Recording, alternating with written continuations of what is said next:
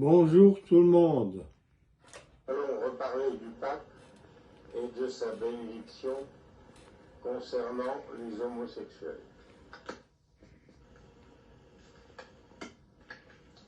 De toutes parts, on lui demande de les marier.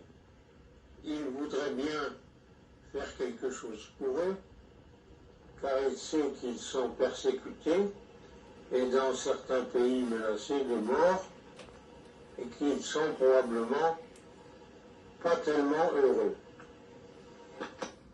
Le problème du pape, c'est que toute activité sexuelle, personnelle ou en couple est interdite sous peine de péché grave. Il ne peut les absoudre d'avance, bien entendu, car c'est contraire à la doctrine. Est-ce une maladie ou une erreur de la nature? Les homos disent qu'ils ne peuvent pas s'empêcher d'avoir ce genre de sexualité, et le pape finit par croire que c'est une erreur de la nature. Ils sont donc innocents. Cette bénédiction est un peu comme celle du grand-père pour ses petits-enfants.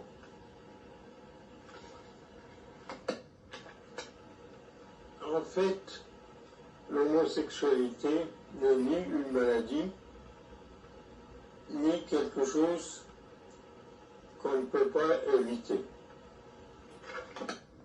Nous allons en trouver la cause en examinant les trois latéralités qui subdivisent les humains. Il s'agit des droitiers, des gauchers et des autistes.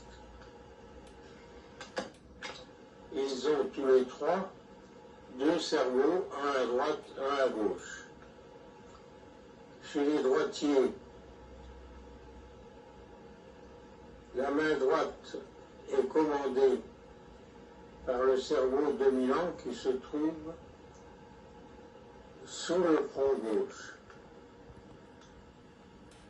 Chez les droitières, il se trouve également sous le front gauche, mais c'est un cerveau différent. C'est le cerveau F féminin. Chez les hommes, c'est le cerveau M masculin. Dans chaque sexe, il y a donc un cerveau dominant, M chez les hommes et F chez les femmes, qui dirige la main principale. Le deuxième cerveau, respectivement F et M, dirige l'autre main. Chez les autistes, il y a deux cerveaux, soit M majuscule, soit F majuscule, qui sont identiques et qui apparaissent au hasard dans l'un et l'autre sexe. Étant donné l'identité des deux cerveaux chez un individu donné, il devrait être ambidextre, car il n'y a pas de domination. Chez les droitiers,